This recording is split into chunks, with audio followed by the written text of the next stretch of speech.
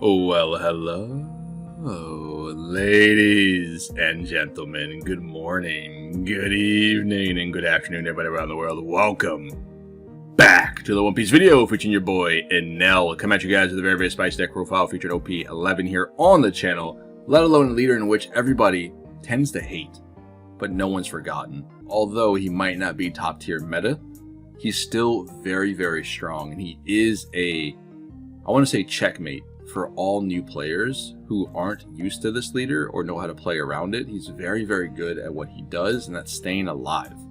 Unfortunately, there are some decks in today's metagame that give Enel a very hard time, which kind of prevent him from being like tier 1 or tier 2 in a lot of people's eyes. And some of those decks, for example, are going to be Buggy, of course, and then you have, oops, my bad, Buggy, and you have Green Purple Luffy.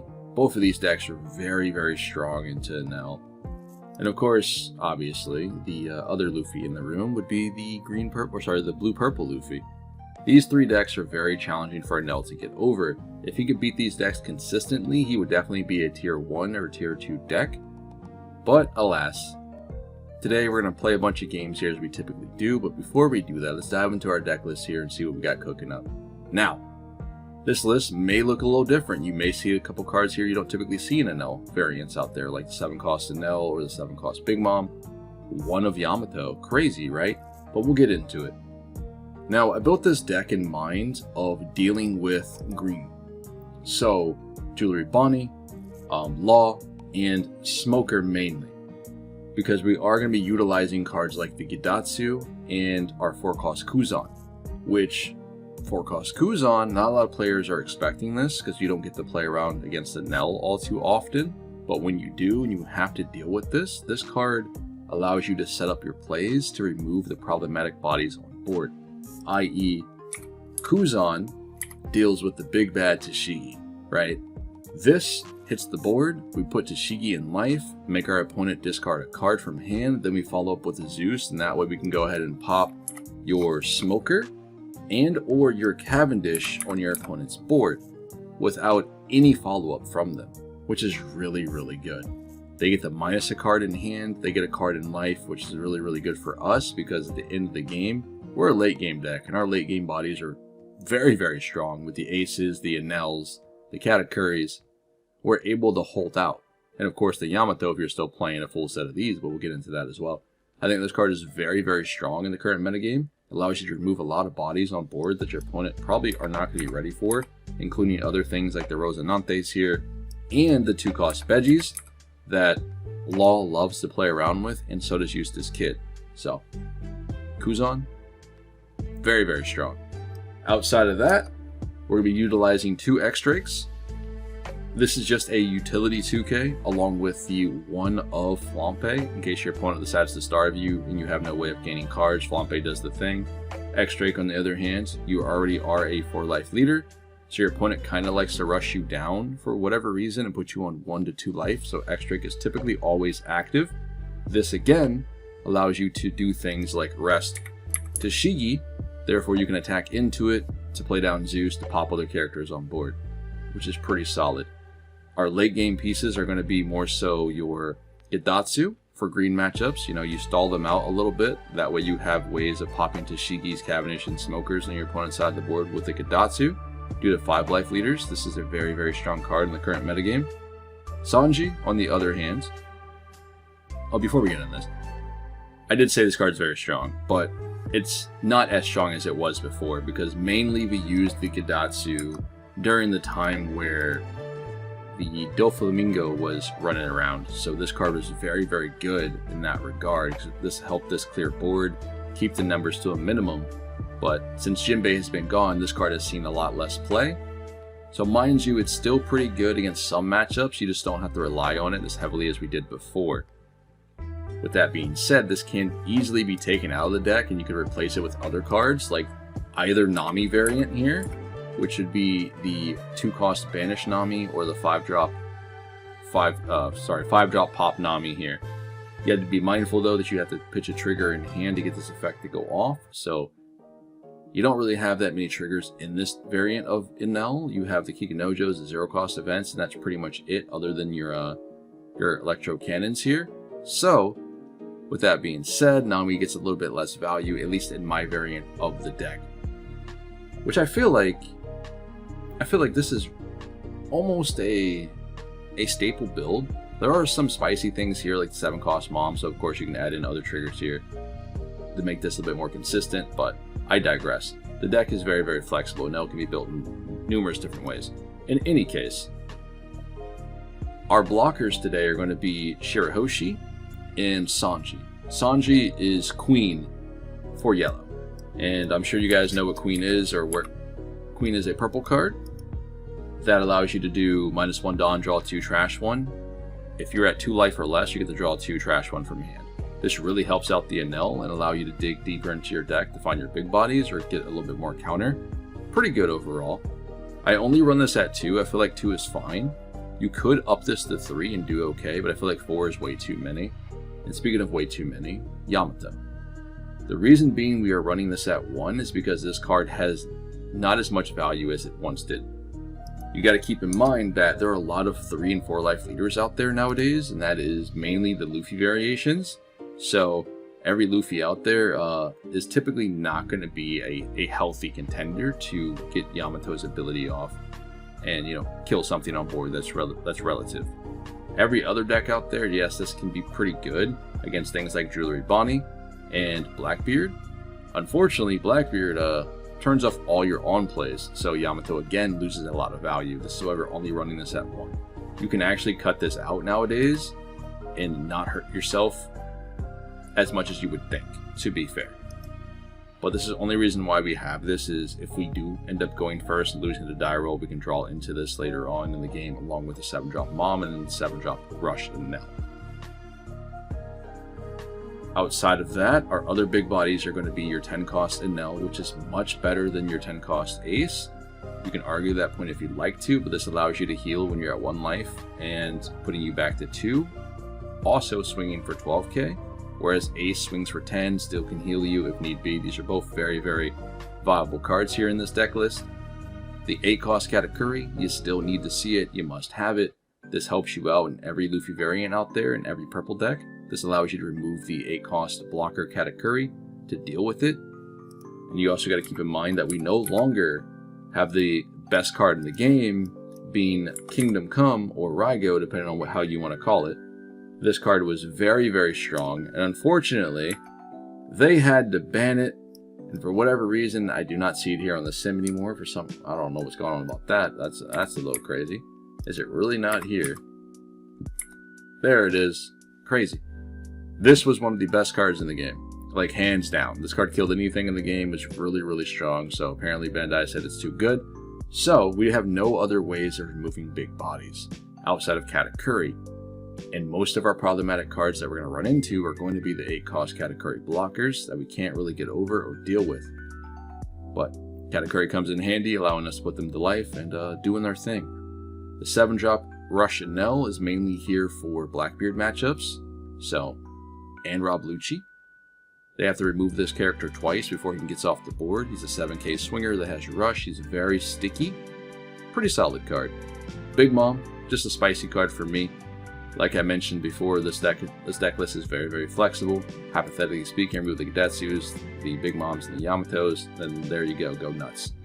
But Big Mom is a pretty good card, especially when you play your Katakuri down and you put something on top of life that your opponent doesn't necessarily want to lose. They can choose to heal you in that regard, or you put your opponent to 1 life, play down the Big Mom, and they don't want to go to 0, then they can heal you again. It's a pretty good card still in the metagame. And I think a lot of people don't expect it, especially in Enel. But I digress. We're going to go ahead and dive into a bunch of games today, as we typically would here on the channel. Let's get into it. Alright, ladies and gentlemen, here we go. We're going to dive into a bunch of games today. Come at you guys with Enel playing into Smoker in OP11.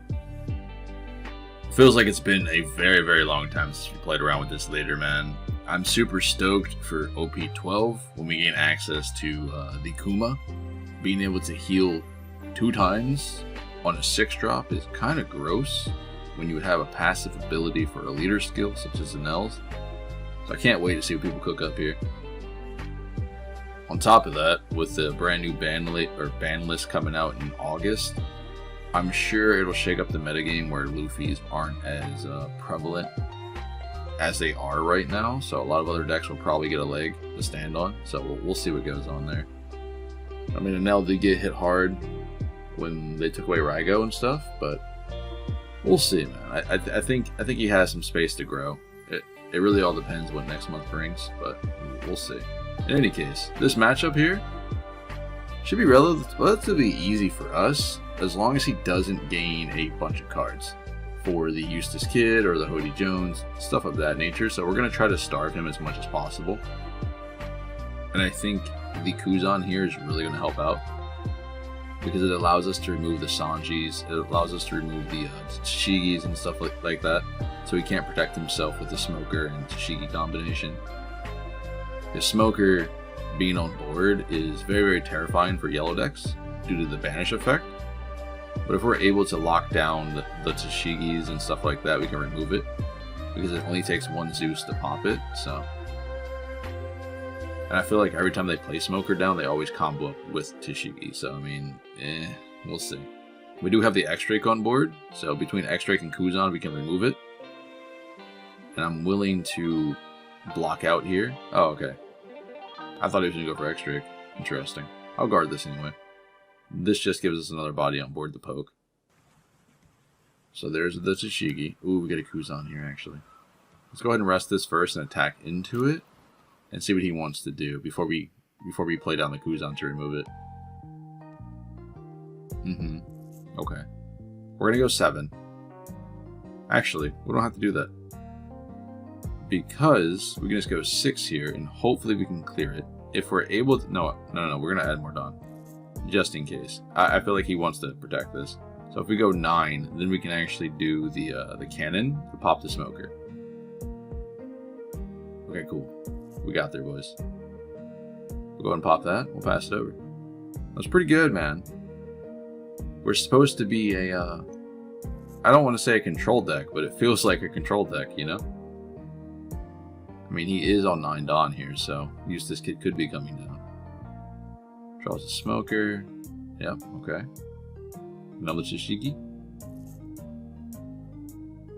That ability just to play him down and then like get all that Dawn back is insane. In OP12, when they gain access to the Mihawk, it gets even worse. I'm not looking forward to it.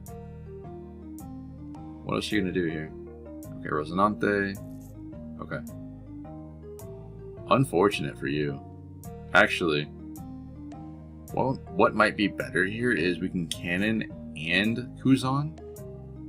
So we'll go ahead and Kuzan, and we'll remove the Rosinante here. We'll throw it to bottom of life. This will force him to discard a card. Then we can cannon the Smoker again. They have 1 Dawn up. Okay, well, good game. And we had 0 cost of that.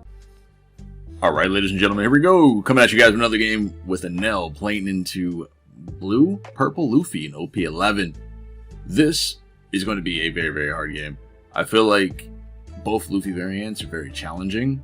I say both, but there's 3, but I really only see 2. I think the purple-blue one is a little bit more manageable than the green-purple.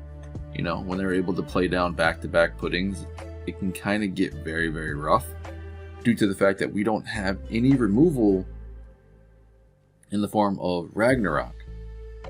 You know, Electro Cannon, and then the like the 5-drop, 5-cost Nami. We're not touching the pudding on board. So I think in that situation we'd have to rely on Red Hawk, the new 1-drop event, you know, to be able to remove them if they have stage activated, which makes them a 7. So, but it's a little tricky, I think, to use that card because it's more of a late game tool, but you have to spend a lot more Dawn than you would have to originally with by spending 4 or playing the Nami down or the Zeus. So you kind of gotta be mindful of your matchups. I do feel like I run into Luffy quite often, but I don't know if it warrants 4 of when it comes to Red Hawk. You know what I mean? I kind of just think that matchup is almost an auto lose, depending on who wins the die roll, what cards I see. It's just very, very hard. other really bad matchup in today's format for Enel, I think, would be Buggy. And I'm not going to hold you. I'm not going to tell you guys that, oh, I beat Buggy every time or what have you. Someone down in the comments is probably going to be like, yeah, Buggy's easy, I always win, blah, blah, blah, blah. I think Enel has a very hard time into Buggy. And I think between Buggy and Luffy, and of course Blackbeard, the occasional Blackbeard, those are the decks that are holding Enel back right now in the current metagame. You could, and I do, you know, tech in the 7-cost Enel with Kikinojo, which makes Blackbeard a much easier time to deal with. And I'd much rather play against Blackbeard than one of the other two. But those two decks, if Enel could consistently beat them, then I think he'd be in a much better place. But considering they exist, and those two decks are both meta, it makes it very hard for Enel to be afloat, if you will. At least in that tier, you know what I mean? Speaking of which, I'm kind of surprised we got value here with the Kuzan. Most Luffys really just play the Zoro, and that's pretty much it, which is kind of nice. I'm mainly playing the Kuzan not for to put it into life, but just to make my opponent discard cards. I think it's very, very strong here in against this Luffy variation and in Smoker, against Smoker and Jewelry Bonnie. It's very, very good for those matchups. This Luffy, on the other hand, has 5 cards left, and we have Kikinojo on board with a blocker. So far, we're doing pretty good. Can't really complain. We're at 4, 7. We go to 9 next turn. We don't have Katakuri, unfortunately. No 7-drop Rush Enel. We might just have to go a little bit heavy here. I do like to just swing for 6s. I don't necessarily like to go any higher than that. It just forces the 2k or the 1k out of hand, and I'm cool with that. That's fine. You want to heal me, please? Put me back up to 3. The life advantage in this matchup is just, it's so good. Oh, well. Okay, GG. Crazy, man. I am pretty sure that Luffy was not having a good time. Being able to just keep 2 bodies on board, and he didn't have anything at all due to the fact that I guess he didn't draw anything or he just didn't see it. He was not at the curve to use his leader ability. He got no ramp in the early game. And sometimes it'd be like that. That's why I think that matchup's a little bit easier for us to deal with versus the other one, but still. Katakuri, on the other hand, is a little interesting. I feel like this leader is in a okay spot. Not necessarily the best spot, but it's doable. The deck list itself is very, very fun, and it can be quite scary in the late game, especially when you're not ready for the 10-cost mom that comes down with 12k swings. Being a 5k lead, he has a lot of wiggle room here. Unfortunately, the deck itself does not necessarily have a lot of flexibility, so you kind of know what to expect on each turn. I feel like the 4-cost Kuzan kind of catches people off guard. When I say kinda, I mean it catches everybody else off guard. I think Enel not being in the format as much, people don't actually have to play against or play around the 4-cost Kuzan, so it's like when it hits the board, what does that do again, you know? And we have another one in hand here too. So being able to just remove the pudding, which hurts the Katakuri, because you need to see the pudding in almost every matchup, along with the Pawseplays, right? It makes it very difficult for him to keep activating his leader ability. We'll go ahead and pitch another card from hand here. We got a 0-cost event last time, and we get an oven this time. Yes, he goes to 7 life, I'm aware. And yes, we have to start attacking here soon, so I guess we'll just do that now, just in case he wants to just go heavy and put us at 1 life next turn. I'd rather not. This way, at least our Kuzan can be like a semi-blocker, or pseudo blocker, sorry. Okay, so now he's at 4. Our hand is not looking the best. We have a ridiculous amount of defense pieces. Our 0-cost and our veggies in hand versus life is not the best. But at least we have a lot of counter. There's the first 10-drop Linlin, unless he already had another one in hand. So that means now he has 6 cards left that we don't know. Yeah, sure, you can have that. No problem. 11k in the Kuzan is crazy. He did not draw Pawseplays, it seems. I'm guessing that's what he was looking for there. Okay, so we're on 8. Might as well just keep on poking, right? We don't have anything else going on here other than playing Kikinojo. So we can go 7-7 and drop Kikyo down in hopes that it should stick. Because he's at 7 Don, right? Yeah, it should stick here. Another 7 swing, 4 cards left, 3 cards left technically. They should have put him in 3 life. Nice. We'll drop her on board and we'll pass it over. So far, we're looking pretty good. Can't really complain. Although, 9 Dawn. 8 cost Katakuri. Yep. There it is. We don't have removal for it. No more Rago. We go 7 here. You got it, buddy. Actually, you know what? We'll counter out here. Just to keep this on board, we can pressure more here. Because next turn, it makes it a little bit awkward for him. Because he does have 4 cards in hand. The 5th is the Big Mom. Another Veggie, man. Rough. Start poking away. Just chip him down. Let me get a 2K. Oh wait, that's my bad. I forgot his leader skill. That's my bad. I feel like I always forget that in this matchup. But that's fine. It is what it is. He goes back to 10 Dawn next turn anyway, so. I should have attached the Dawn to Enel. That's my fault. There's the 2K. I'm gonna go 6.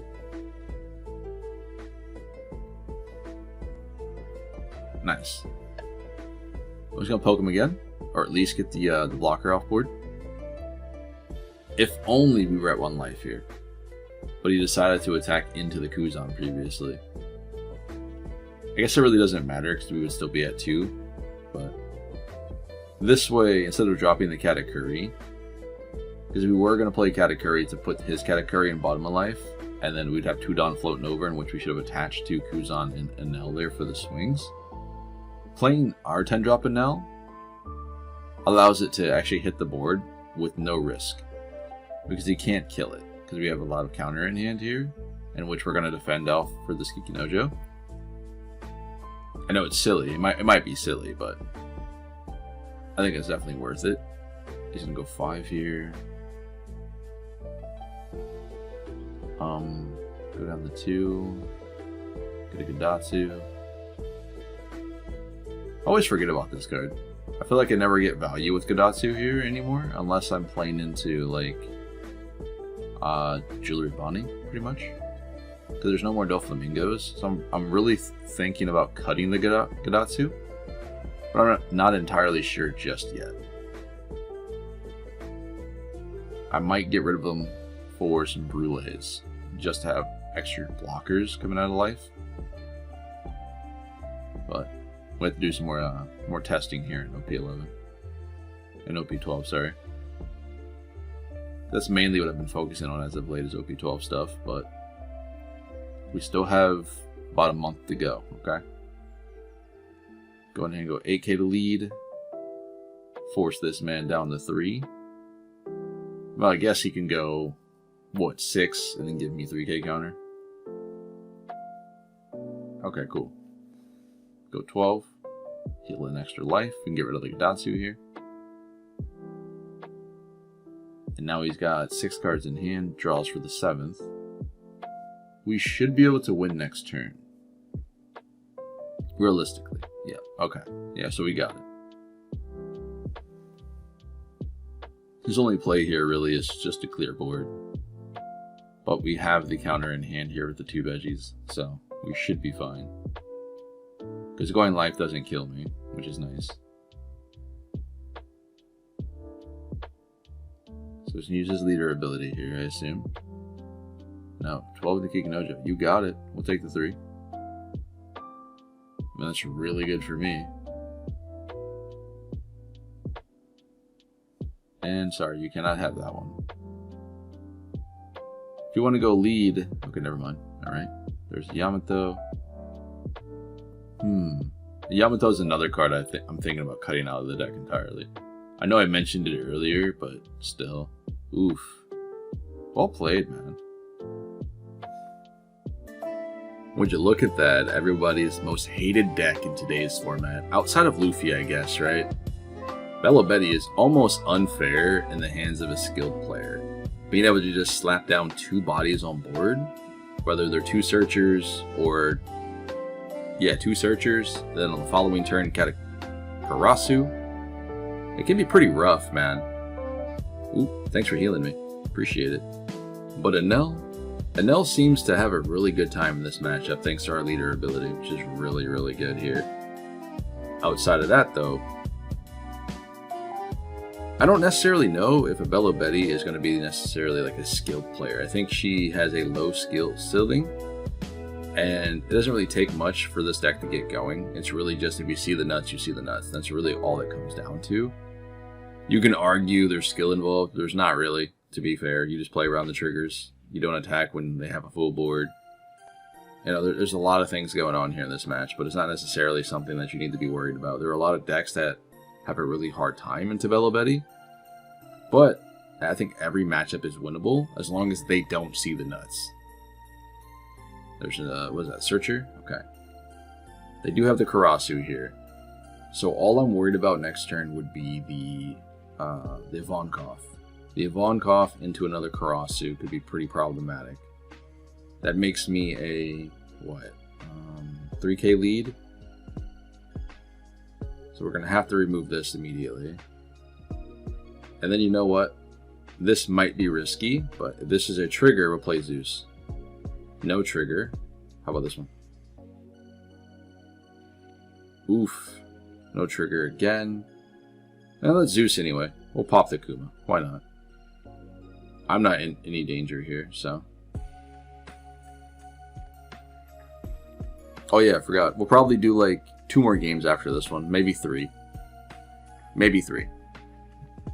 I say that, we might play a 4th one, but somewhere around there. 2 to 4 games after this one. There's a Bello Betty into a Karasu. See, she had the second one, so. I'm glad we had a removal for the first one. 7 to 5, we'll guard here. I'd much rather keep this on board, and we actually really need this on board to try to go for game.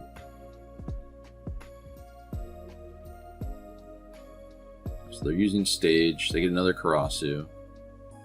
So next turn's gonna hurt. We do have a Zeus though. Can we have this? I doubt it, but we know she has the counter. We're at 8. There's a Karasu blocker. We'll play Zeus down. We'll pop that. This might be super risky, but it's okay. 12? We have a lot of counter in hand. I think we're alright. Okay. Nice. That was like our whole hand here. That's crazy. Okay. So now we're a 3k, or sorry, a 4k lead. 8 into 4. We'll definitely counter this out. Well, no, we don't have to counter this hit, do we? 0 cost event. Yes, sir. Don't mind if I do. I guess we can pitch Katakuri here. We need the Gadatsu for the counter. Well, we did need him for the counter. It's my bad. Goes 7 to 4. You have 1 card in hand, so I'm not too sure what you could possibly be playing here. We'll freeze this. This is fine. I guess they both swing for 5 anyway, it doesn't necessarily matter, but we'll freeze this one. What is your last card? That Beji really just tilted her. Alright, ladies and gentlemen, that's my fault. Almost forgot to hit the record button. In any case, she played down Capone, got herself a 5-cost Nami blocker, and then dropped the Hiyori in play, which typically means for Nami, you're either playing what, Kikanojo, Satori, or Soul Focus, probably. I mean, one of those 3. So we're gonna go ahead and bully it and find out. Because on the following turn, what, we go up to 4 Dawn here, which gives us an opportunity of playing Kikanojo as well. We're just gonna go 9. Just in case it is a Kikanojo, she can't play it down here. And then if she doesn't want to take the hit, she has to give me quite a bit of cards here. Which I'll take that. So it seems like a win-win for me in this situation. I do think this matchup might be favored towards me. I think our late game is much better than Nami's, and I think a lot of decks late game is much better than this one as well, but we'll see. She takes the hit, drops a 2k to give herself a 2k boost. That's a little weird. You don't typically drop 2Ks to give yourself the 2K boost. You kind of drop a 1K or something that has no counter to it. So we got 2 2Ks out of that, or 3 of them actually, because she played the Satori. She's already played another Hiyori, so that's 4 2Ks down. Most variations run anywhere between 8 to 14, so that's pretty good. Pretty good odds on turn 3. Kind of crazy. There's the 5-drop Nami. We do have the removal for that, which is nice. And we have 2 Dawn left over next turn with a Shirahoshi to follow through if we want to. Or perhaps we just go 7 and then drop down the cannon to pop the Nami. She doesn't have a Dawn attached to lead here, which is kind of nice. Ooh, we got a Kuzan. Kuzan's not really going to be viable right now, unfortunately. Let's go ahead and pop that. There's another Kuzan. We kill this. And then we just go 7 lead. I think hypothetically we should just went 5 and play the Shirahoshi here. But this is okay. We might be able to force Nami the 2 life here. Take the hit, please. Thank you. 4 to 2. Not bad. And next turn is quite scary for us. So we go to 8 Dawn, and we could possibly do Enel or Kikinojo and then big swing here with our leader. Then drop Shirahoshi. We have quite a bit. There's quite a bit of things that we could do. No draw cards. Okay. Love to see it. I wonder what kind of list that she's running here. I've seen a couple variations of Nami that utilize this this Veggie Searcher. Okay. 6 lead. That's okay. This will give us another Kuzan, I believe. Okay. She gets the draw, sure. Gonna go 5. We'll give her a Kuzan. Because then she's gonna swing 7 next turn anyway. Or sorry, with the leader anyhow. Which is something we can't really guard out on. Yep. Ooh. That's really good for us. There's Russia now. So far it's looking pretty good, to be fair. I would like to have the second Kikinojo on board, but I think 1's good enough. Let's go 5 here first. She does have the Dawn attached to lead here, so I didn't really want to go for life. I'm trying to get rid of cards out of hand by going for the Satori. If she allows me to clear it off board, great. Okay. She makes her leader 7k. Alright. No problem. Can I have another card then, please?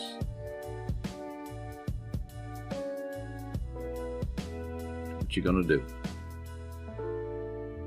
Okay, there's the Teach. I don't know why she didn't throw away the Teach for the 2k boost and then maybe keep the Nojiko that bounce back the Kikinojo. Not too sure what's in the hand here, but we got 3 attacks off, which is kind of nice. And she had to give us 3 cards, so. Or she goes down to 1 here. Take the hit. Okay. That's another 2k counter, by the way. I think that's, what, 5? 2, 4... Yeah, it's 5. 5 2k counters we've seen already. She's got a lot of defensive cards in the early game. Which isn't necessarily a bad thing, considering Enel kind of slow plays a lot of decks out here, but there are some decks in which you can't slow play. Nami is definitely not one of them. I can kind of do whatever here. She doesn't have a lot of like late game outside of Eustace Kid and Luffy variations. And if you're running the 7-drop Big Mom, that's pretty much it.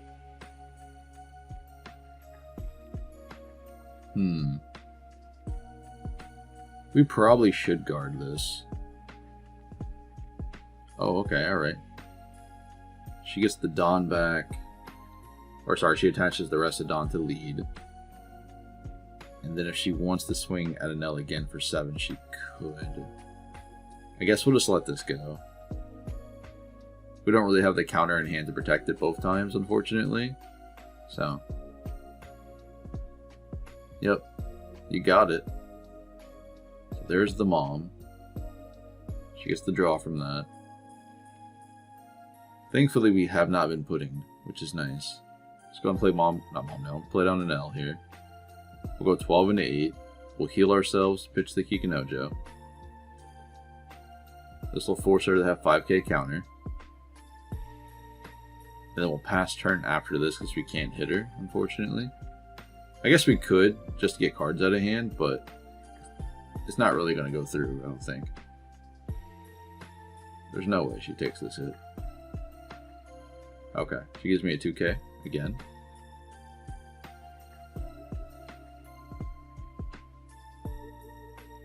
Four cards left. What can she possibly do to sustain here? Okay, that's 1. Useless kid? Yep. There's the burn. That's a good one, actually. That's pretty good. Thankfully for us, we have the Kuzan. Because we can play Kuzan here and put the Law in life and make her pitch a card. And then when we swing on her face, she has to pitch another card. Plus counter to get out. Kuzan is so good, man. Just so good. Throws away Nojiko. We have to go 13 into Kid here. Guess we can get rid of the Yamato here. Gadatsu at least gives us a 1k counter. So Kid's gone. We have 5 left. We can play Sanji here. Just to protect our Enel. In case she wants to try to go like 15 into it or something. Okay, takes the damage. No trigger, please. Ooh, she gets a red rock off that. I don't know if that was the ideal play. Perhaps she should have saved that to remove the Enel the following turn. Unless she has another red rock in hand. Rid of the Katakuri. We'll pass it over. Does she have another rock? She does have another Law. Okay. Ooh, rough. I feel like that's just so good into Enel. It's very strong, actually. It just rips cards out of life that we can't get to hands. It's pretty good. Going 6th lead. Sure. Ooh, we get a Flampe. It's pretty good, actually. We have a lot of choices here. Perhaps Gadatsu, honestly. Mom's not bad either, though. Oh well. It's the draw. Me throwing away. Teach. Okay. There's the Zeus. We could potentially Zeus here. That didn't go for game. Because we Zeus, and then we have 3 extra attacks. She's got 2 life left. We know the last card is going to be a brick. Or we can play it safe here. Just take it slow. Burn that with Gadatsu.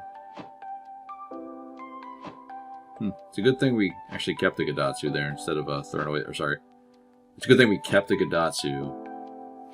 Because if not, we would probably be risky here and play down the Zeus. And then maybe for whatever reason, that's like a veggie in life or something. To make her survive. That'd be crazy. Let's go and find out. Go 7 lead. There's nothing wrong with playing it safe, okay? We definitely have this game. We should be able to win next turn. Depending on what she decides to do. Throw down another blocker here. We'll pass it over. If we have 2 blocks, Shirahoshi is 100% safe. So, she decides to remove that by effect. We get to heal again. We should be totally okay here. Unless she's got like a Gravity Blade. But I guess she would go like Gravity Blade, another blocker, Law. Perhaps? or Red Rock into the Enel. Yep, there's the Red Rock. Cool. Little do you know, we have another one. So that's okay. It's totally fine.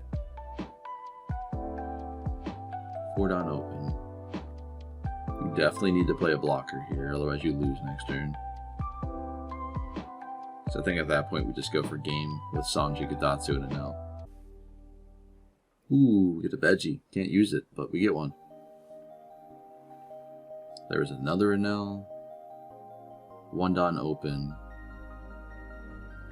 I have to be careful here in case that is a slave arrow. The slave arrow will make her a 9k, and then she can bounce the Hiyori back to hand, which is really good for her because it gives her back another 2k counter and she gets out of the swing. Otherwise, I'm not sure why she left up the 1 Dawn. So instead, we'll play safe here and we'll drop the Enel just to heal up, and then we'll go 12 lead. Oof, there's a lot of options here. We'll get rid of the 0 cost event. Gain life.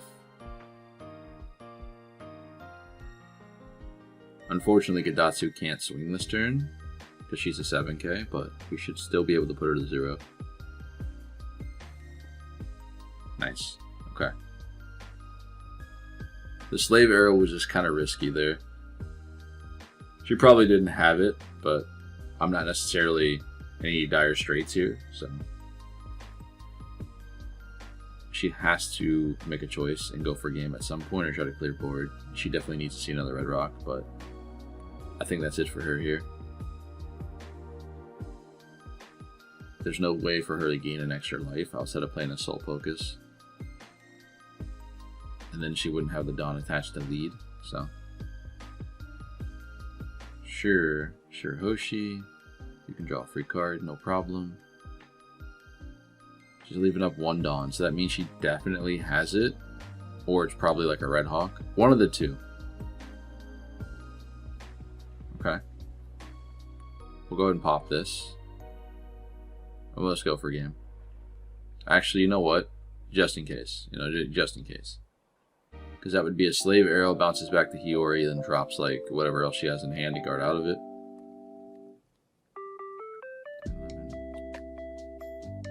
Oh, I guess I could have just stacked everything on an L1. Never mind.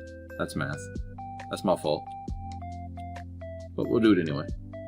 We'll cast this, gain another life, 20k. And she didn't have slave arrow. Crazy. Good game though. She did have the Red Hawk, so we are going to go one more time here in this matchup, and they'll do one more game after this one, I think, and then we'll call it a wraps. But in any case, she did have the Red Hawk in hand, although we thought it was going to be the slave arrow, so it's a good thing that we played it safe. I just think that if I did math a little bit better, we could have just won the game a turn earlier there, because I think the Red Hawk only gives you plus 3,000 power instead of plus 4 with the slave arrow, but she still gets the Hiyori back to hand. But I guess she didn't have slave arrow at all, so taking it safe was not a bad play. That could have been a little bit more risky, but it's okay. 8 lead here. She does get the draw when this lands. And unfortunately, our hand is just oof. It's not good. Double 0 cost events in hand is just oof. But I can't allow her to heal, or not heal, sorry, draw early. So we'll play around with it a little bit. Let's play down X-Drake and we'll rest the Law. I know this might seem a little crazy, but we're going to go ahead and clap the Law. Let this go bye-bye. And then the following turn, she should clear the X-Drake. And if she does clear the X-Drake, that stops her from drawing cards, because she doesn't go face.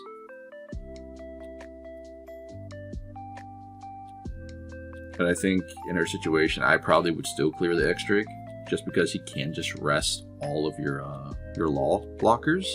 He can also rest your Teach, if you decide to play that down. I think he's very, very good here, especially if she wants to do damage. She has to do damage in order to draw cards, but if she doesn't clear the X-Drake, then we just rest every small body she puts on board for free and then clap into it. So I don't have to attack her right away.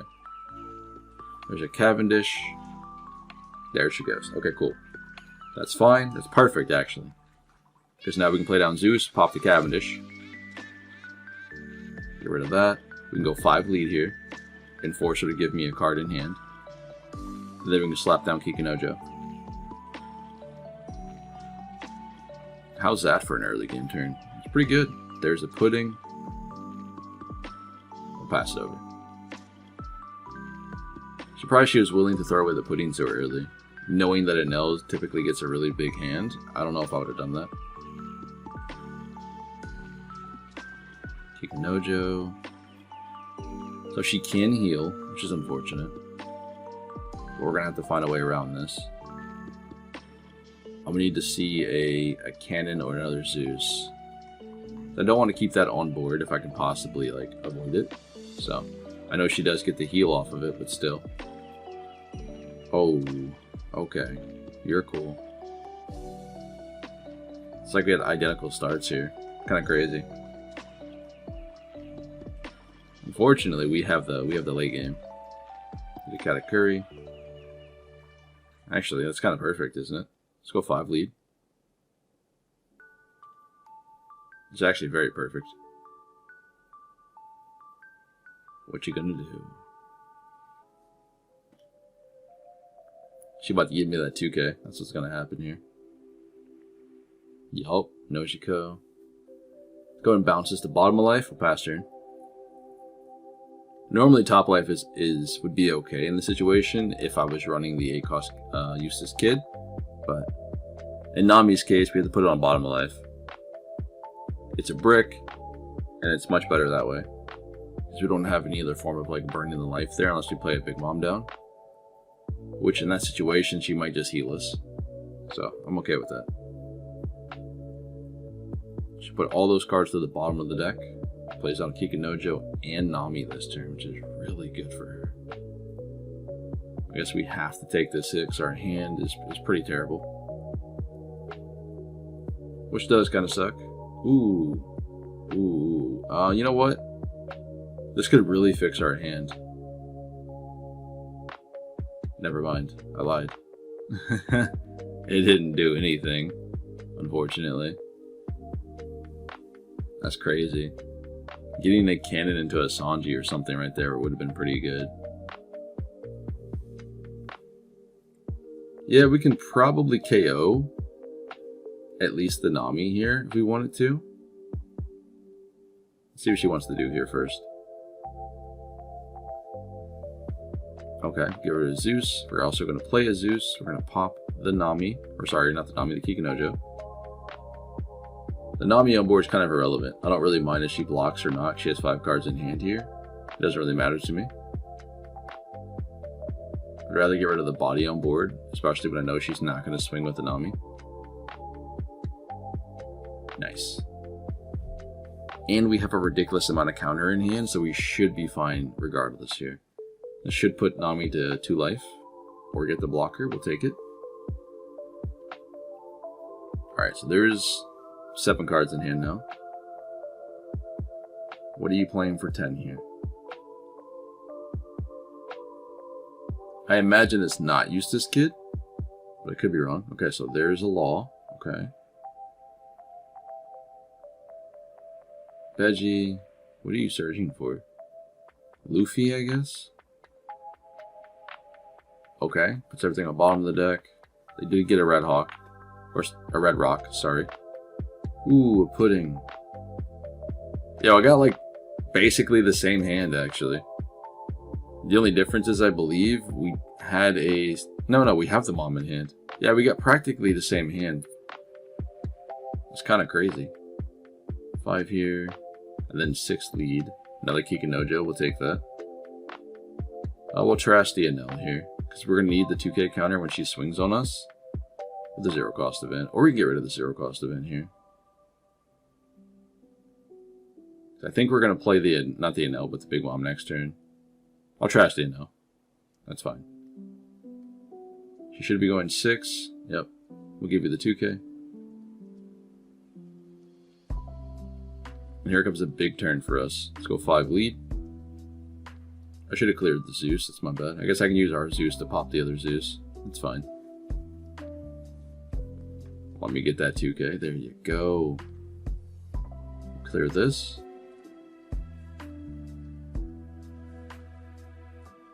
Go 8 here. You know what? I'm tempted. I'm playing the Big Mom. Yeah, we're definitely gonna play the Big Mom here. Because if we play Ace, we just get the Kikinojo on board. If we drop the Mom down, she'll heal us. And then we can pass turn. She's definitely gonna heal us here. Because if she burns the Kikinojo, we just go 9K with ours. I don't want to give her the extra body on board. We don't have a lot of counter. So we'll pass it here. That was a pretty good play, not gonna lie. That Big Mom, I think I caught her off guard. I think a lot of people kind of expect the 7-drop Rush Enel, and some don't even expect that. But we don't have a lot of bodies that we play out with this deck on the 7-Dawn curve, so having the Big Mom is just, it's really strong, especially in situations like this, where your opponent doesn't want to give up their last life, so they just heal you. So on top of the extra healing, plus Enel's passive ability, sometimes games get a little ridiculous. Okay. Go 8 here. That's not okay, but I don't have any other options, so we're going to have to guard out.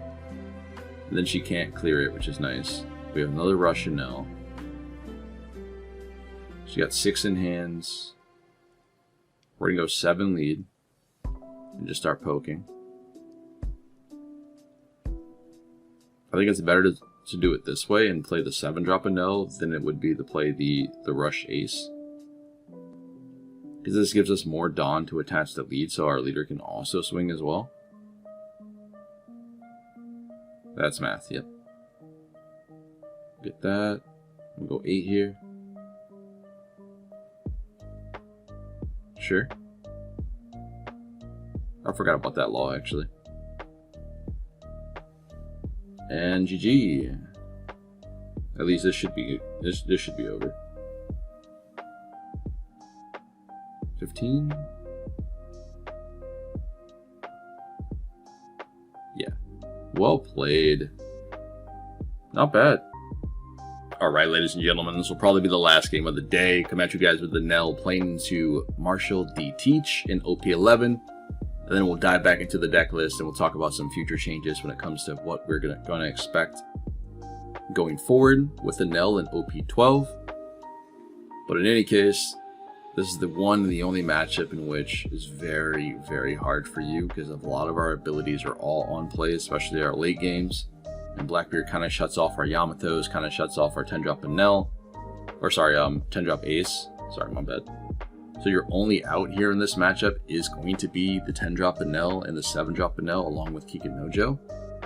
And that's kind of why I've been mix and matching between the 3. Because there are some local scenes that I go to that have Blackbeard players. They're very far in between. But this matchup is miserable if you have nothing of the sort to deal with it. So I have been using 7-drop Enels, the 10, and Kikinojos. I've been mulliganing just to make sure I have at least 1 or 3 of those in this matchup. So I think those cards themselves just net me games more so than I would lose them against Blackbeard. Also, the Kuzan is really good here too. I think it catches my opponent off guard because they don't really expect me to play something down on 4 Dawn. Unfortunately, we got to go first. So, if we had gone second, maybe Kuzan would be pretty good here. But considering we're going to 5 Dawn, my opponent is probably going to expect me to use a Gadatsu, so they will probably turn off my on-play abilities, therefore Gadatsu can't get any value if we did have it. And instead of Gadatsu, we're going to be playing down the Kuzan to put Lafitte into life. In that regard, Blackbeard pitches cards in hand. Or I guess we can put Q in life, but we know he's going to turn off the ability. There it goes. So that kind of sucks. I'm sure he'll slip up eventually. 5 Dawn. I do want to poke that though, I really do. But I'd rather just go 6 lead here, in case we can get Kikinojo online. Thank you, good sir. Place this down, we'll pass it over. He threw away a Von Augur for his leader skill, so that tells me he either has another one, or he really didn't expect me to play down Kikinojo here, or anything that was going to be valuable.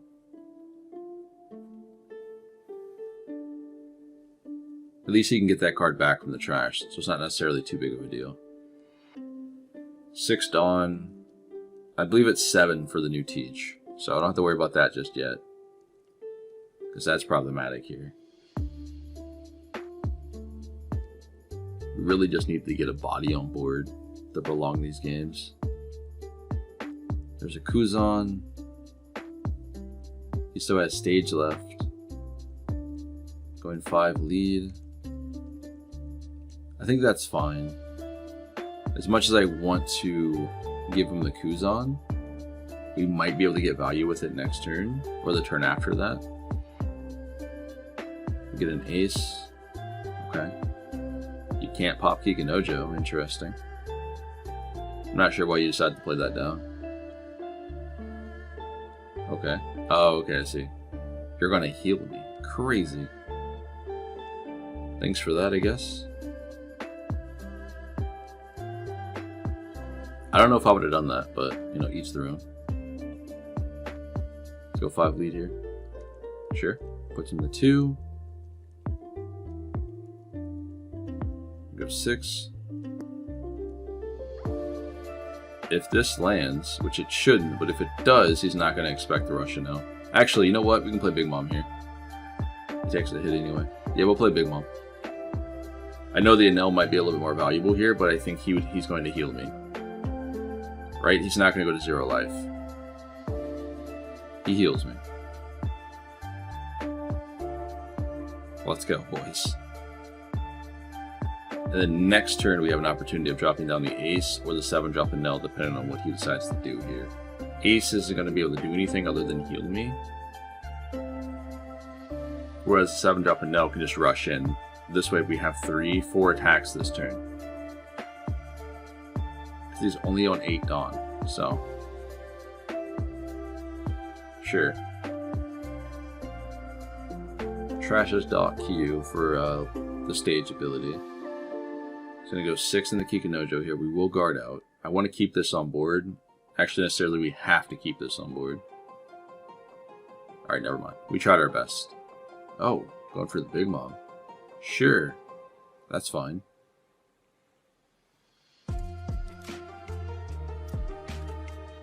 Dawn open.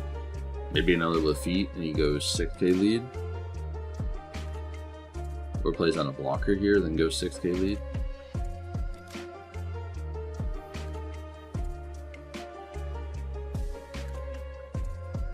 Yeah, 6 and... Oh, okay. This is fine, We'll definitely counter out here. So there's the blocker, there's the Vasco shot. I've been seeing decks use this card less and less, actually. The Vasco shot. So now we're at 9 Dawn. Somehow we need to remove this. If we cannon him... Let's go and play cannon. We need to pop this, we need to cannon again, and then we need to pop the Von Augur. And then we need to go 6 and 6. Or 5 and 7, sorry. This is better math this way anyway. And the reason why I decided to do this is because next turn he's going to go to 10 Dawn, so he's going to play Blackbeard regardless. If we keep the Von Augur on board, he has the potential of using the ability to make Kikinojo at 1 cost and popping it with .Q. Yes, we get the heal, which is really good, and our opponent doesn't want us to heal life, but we don't have any bodies on board in that regard. So, keeping Kikinojo on board here was definitely vital.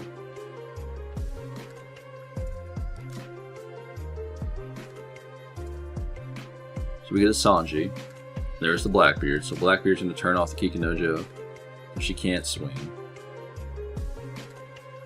That's totally fine. He still has to do stage.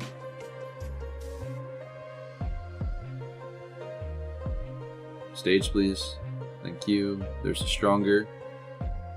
So he gets a 2k counter. Blackbeard's already on the board, and I believe he has another 10 cost in hand. Unless you got super unlucky. Let's go 5 lead first. Alright, so he gives me the stronger. And then we either play down a 7-drop Enel, or we play the Shirahoshi. If we play the Enel, he still has 12k, like at least 12k body on board, so we can't really get through to him or get cards out of hand.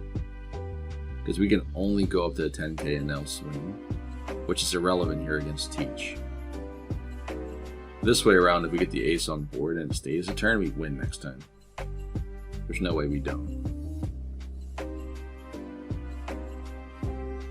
I guess you could play another Teach if he has it, if he actually does have it.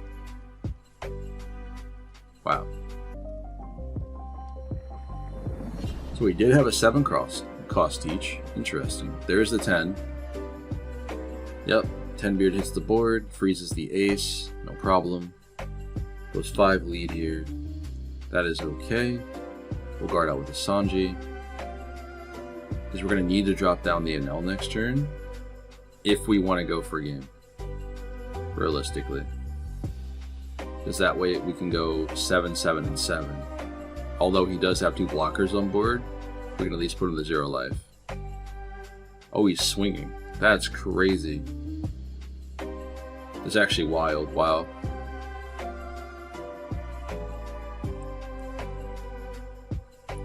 I'm pretty sure I wouldn't have done that. I think I would have kept both Teaches up and ready to go instead of attacking with one, because now he just loses the game here. He has 1 card in hand, we go 7 lead. He can't guard out.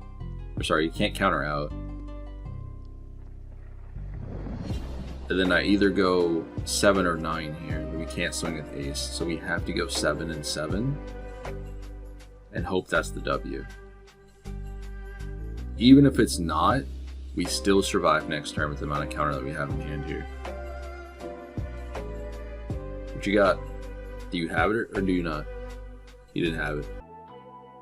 Alright, ladies and gentlemen, welcome in to the end of the video, in which today we played around with Enel. I do hope you guys enjoyed it. It was a lot of fun for me, as it typically is, especially when it comes to this leader. I think this leader is very, very good, outside of playing it up against a few decks, which we already went over here in the intro of the video, so make sure you guys stay tuned for that. It was a little bit longer of an intro than it typically is. It's about 10 minutes, but I wanted to go over a lot of stuff when it comes to why I chose certain cards, why I'm not using, certain things. I think this deck list is very, very flexible, can be built in numerous different ways. I do hope you guys cook up something spicy and let me know what you're working with down in the comments below. Outside of that, there are some tweaks when it comes to Enel and OP12 and this current list. Like I mentioned before, there are some cards here where I feel like you can take out, like the 7-cost Mom, the 1 of Yamato, and arguably Gadatsu if you choose to, but I feel like Gadatsu still gets you a little bit of value here. He's still a pretty good card overall, just not as useful or as impactful as he once was beforehand. But the big moms, the Yamato, you still have some space to work around, especially with this list here. Because I have seen some variants of Enel running certain pieces in which you don't see in this particular build here. Like, some of them utilize the Hawkins, which is kind of nice. I do like this card, but I like to use Kikunojo as well. Both of them are very, very strong into the matchup of like Blackbeard and what have you, and your opponent also doesn't want to attack into this to burn life, so sometimes this character stays on board for the whole entire game, which is really, really good. And then you have things like the Satori, which is a really strong 2k counter, which also is another body on board. And then of course, you have the Hiyori here, which could be a personal preference for me, and which allows you to put the 0 cost or the Amaru in life. There's a lot of flexibility here with this list, so there's a lot of things that you guys can come up with and play around when it comes to the Enel. And you have like a Supernova engine that I've been working on with Enel. This looks to be very, very fun. Like, mind you, like, it's a lot more fun than you might think at first glance. Being able to heal off of the 7-drop Law and your 10-drop Law, or sorry, your 10-drop Enel is pretty spicy, man. And you have a lot of Supernovas here in this deck to make sure you get your ability off with this card. But this is another list in which I'm cooking up, so I just wanted to show you guys different variations of the deck list in which you can build. Now, going into OP12, we gain access to some new cards. And by new cards, I mean the 6-drop Kuma here. On play, this allows you to heal, and then this character becomes an 8 cost. And then at the end of your, then on your opponent's turn on KO, this card will heal you again. So being able to heal twice from one card, plus your passive ability with Enel, and then on top of like your 0 cost event or your Kikinojo or your 10 drop Enel or Ace, this is really, really good. Some of the other cards that we have gained access to will be your, that's it really. I mean, to be fair, I mean, I guess you have the Shirahoshi, which is okay, because this allows you to keep your Kuma on board. Because it says original cost, so the original cost of this card is 6.